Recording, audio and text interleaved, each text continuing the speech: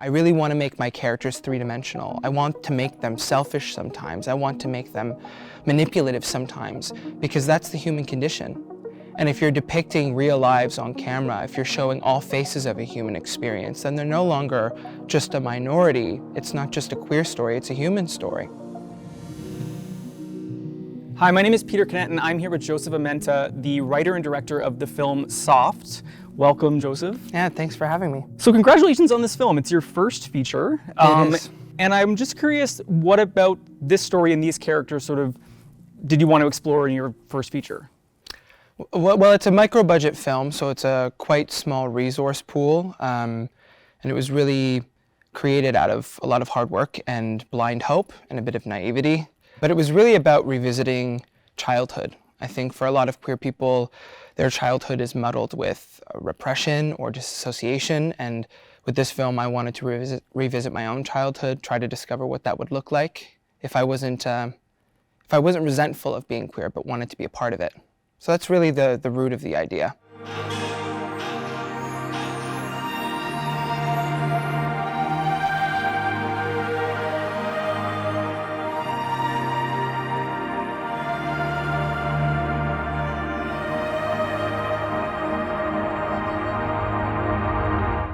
Yeah, there was something about it for me. I mean, I didn't grow up in an urban area. I also grew up in the late 1990s. So there was something sort of incredible of me to watch these three queer youth sort of exploring the cityscape of Toronto. I wondered where you sort of drew from to get that context in that story. Well, I mean, my story is not dissimilar from your own. I grew up in the suburbs, out of the city, from an immigrant family. I didn't really have the same experience with camaraderie at that age. The discovery and adventure of the city was not something that I knew, but perhaps something I wanted. And I don't really remember much of my own childhood. As I mentioned, I was trying to get through it. I think a lot of people are just trying to get through it. So I wanted to rediscover what that would look like by seeing these kids now. You know, this new generation of youth is exploring expression in ways that we never really got to explore. I use non-actors in my work to inform the work itself. So a lot of the dialogue, a lot of the action, a lot of the nature of the characters coming from the cast members that we discovered over the course of casting. The story itself is an amalgamation of my experiences I've witnessed, experiences from the community that have been shared with me, brilliantly shared with me. So it's an amalgamation of a mosaic, which I think is really telling for our community. It's not just my own story, it's a story that kind of has a piece of all of us. So I know that these characters do go through a lot of hardships in this film, but I still found myself sort of yearning for the queer camaraderie, as you noted, that they have in this film, because I did not have that when I was 12, 13 years old. But I also just appreciated how fearless this film felt in terms of the way it was depicting queer youth. Unfortunately, it felt dangerous just because of the context of everything that's going on. And I wondered if you were thinking about that while you were making the film, but also sort of what the reaction to that has been as you've been touring with this film. I like to think of the film as a group of kids who know exactly who they are, but not how the world works. It's this idea right before you understand the way the world works and the dangers within it, where you feel invincible, fearless. And to revisit that fearlessness, that invincibility, especially when the kids are together, is really the beginnings of the film. It's really focusing on allowing for these characters to fall in love with each other and allowing for the audience to realize that they are connected intrinsically. There is a camaraderie. They're like colorful bandits tearing the city up like they own the joint, but they own nothing. And then that fantasy is broken when, just as they come to consciousness at the age of 12, 13, they realize the obstacles, the dangers of what it means to be visibly queer or visibly different. And when those realities start to flush in, you're faced with hardship, but you rely on those that you are supported by. Ultimately, I'm depicting a challenging situation for kids to have to endure. But I like to think of the film as a love letter to that childhood, more so than a pessimistic point of view. Because ultimately, the children are going through hardship together, finding their footing, finding their survival tactics, their tools that they'll need to thrive and succeed in the future. And they need to learn that. They're just learning it in this moment in the film. So this film also depicts Toronto in a really interesting way. I feel like it sort of shows how it can be a very isolating city in ways that I feel like the image that it sort of has in the world is not. Do you want to talk a little bit about what you wanted to portray with Toronto sort of being a character in this film? Yeah, I think that I'm really fascinated with the grit of a city, the underbelly, the corners of society that are perhaps the most poor or the most dangerous, but also are the breeding ground for culture and art. And I wanted these children to resemble city rats. They're excited by the idea of discovery and adventure and moving through corners and alleyways and kind of hiding in nooks and crannies of the city. If you notice, the film was almost exclusively shot in close-ups because the camera is meant to replicate a fourth invisible member of this group. We're always with the kids. We see what they see. We don't see what they don't see. So everything in the background is almost like a kaleidoscope of color. You're moving through spaces that you can't identify. And the kids don't care to identify it. Every space is a new adventure, a new playground for them to explore.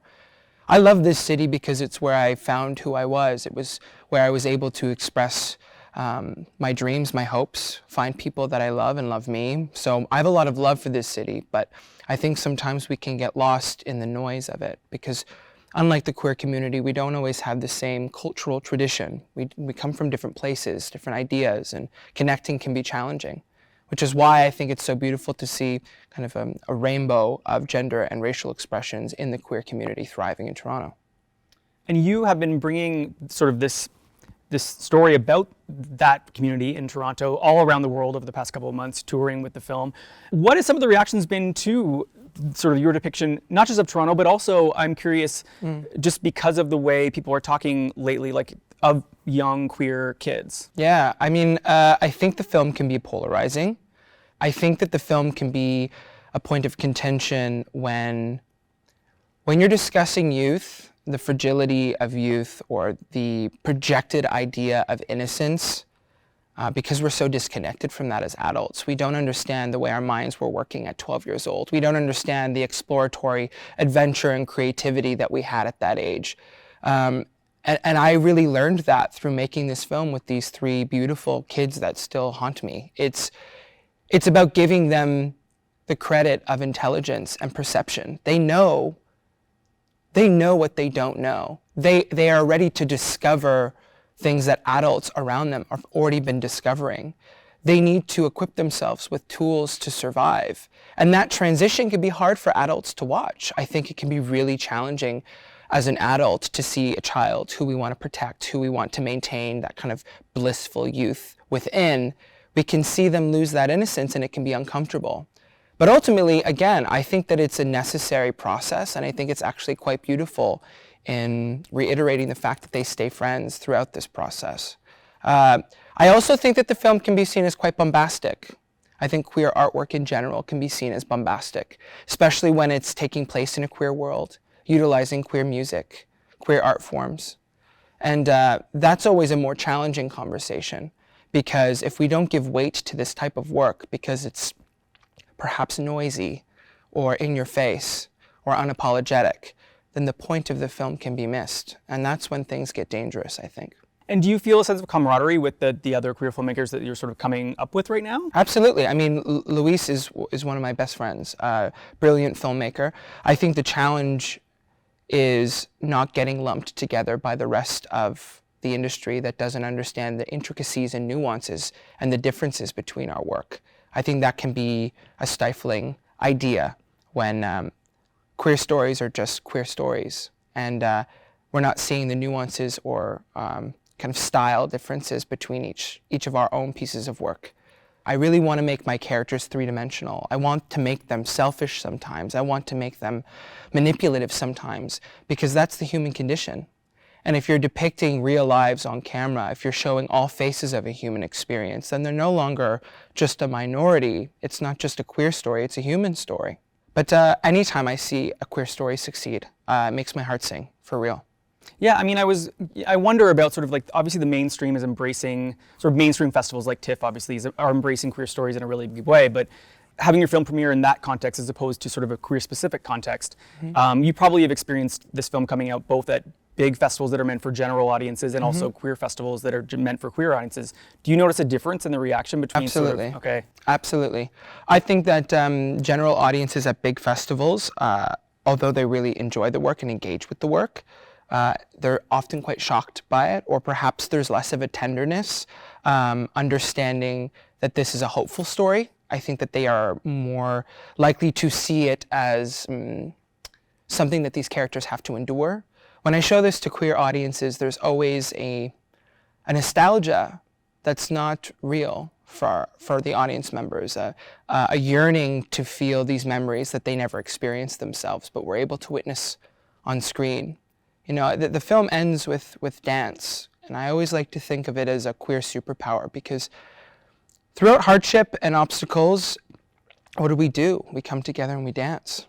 So I see it as a hopeful story, and I think a lot of queer audience members do as well.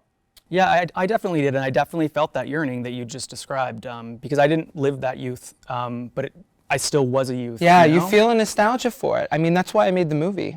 I wanted to have a capsule of a childhood that I never had.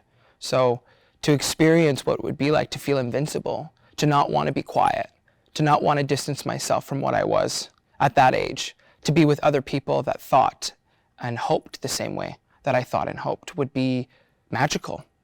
I'm just curious the story behind this. Like, when the film was initially announced for TIFF, it was called Pussy, and then I think just before the festival it was retitled Soft. What was behind that? Well, it was a title, Pussy, that I had to fight for a long period of time prior to the announcement.